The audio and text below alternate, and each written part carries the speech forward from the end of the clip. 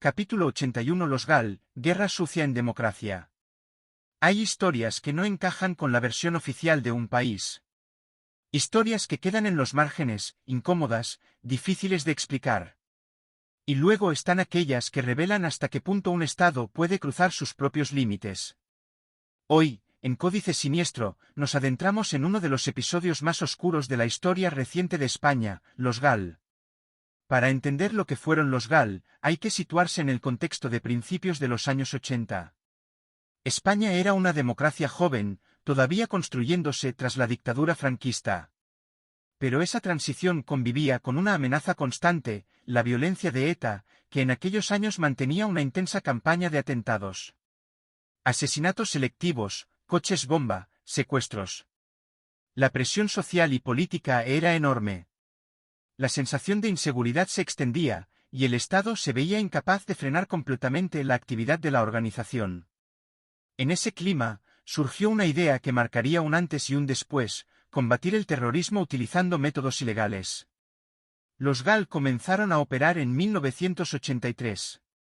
No eran un grupo cualquiera. No se trataba de una organización espontánea ni de vigilantes improvisados. Eran, según demostrarían años después los tribunales, una estructura parapolicial financiada con fondos reservados del Ministerio del Interior.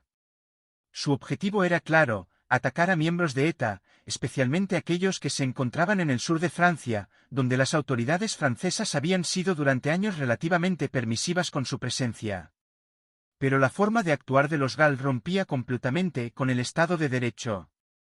Secuestraban a sospechosos. Los interrogaban bajo tortura. En muchos casos, los ejecutaban. Y abandonaban los cuerpos como mensaje. Uno de los primeros episodios que sacó a la luz la existencia de los GAL fue el secuestro de Segundo Marey en diciembre de 1983. Marey era un ciudadano francés sin relación alguna con ETA. Fue confundido con un miembro de la organización y retenido durante 10 días en territorio español. El caso fue un error grave. Pero también fue una prueba clave. Demostraba que quienes estaban detrás de los GAL no actuaban con información fiable, y que podían equivocarse, con consecuencias devastadoras. A partir de ahí, comenzaron a acumularse los atentados. Entre 1983 y 1987, los GAL llevaron a cabo decenas de acciones violentas. Se les atribuyen al menos 27 asesinatos. Muchos de ellos ocurrieron en Francia, lo que generó tensiones diplomáticas importantes entre ambos países. Algunas víctimas sí tenían relación con ETA. Otras, no. Hubo casos de simples ciudadanos, personas sin ningún vínculo con el terrorismo, que fueron asesinadas por error o por sospechas infundadas. Durante años, la autoría de estos ataques fue confusa. Se hablaba de grupos de extrema derecha, de mercenarios, de operaciones encubiertas. Pero poco a poco, la verdad empezó a salir a la luz. El papel del periodismo fue fundamental. Investigaciones de medios españoles destaparon conexiones, nombres, pagos, estructuras. Y finalmente, la justicia intervino. En los años 90 se celebraron varios juicios que confirmaron lo que durante mucho tiempo había sido una sospecha: detrás de los GAL había responsables del propio Estado. Entre los condenados estuvieron el exministro del Interior José Barrionuevo y el exsecretario de Estado de Seguridad Rafael Vera.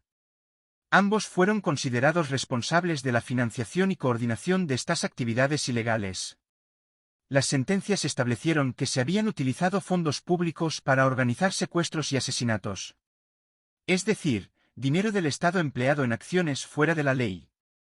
El escándalo fue enorme. No solo por los crímenes en sí, sino por lo que implicaban: la existencia de una guerra sucia dentro de una democracia. El nombre del entonces presidente del gobierno, Felipe González, también apareció en el debate público. Aunque nunca fue condenado ni juzgado por estos hechos, siempre existió la duda sobre hasta qué nivel llegaba el conocimiento o la autorización de estas operaciones. Hasta hoy, esa pregunta sigue sin una respuesta definitiva. Más allá de las responsabilidades individuales, el caso GAL dejó una marca profunda en la sociedad española. Supuso un golpe a la confianza en las instituciones. Demostró que incluso en democracia, el poder puede actuar al margen de la ley. También abrió un debate ético que sigue vigente: ¿puede un Estado utilizar métodos ilegales para combatir el terrorismo?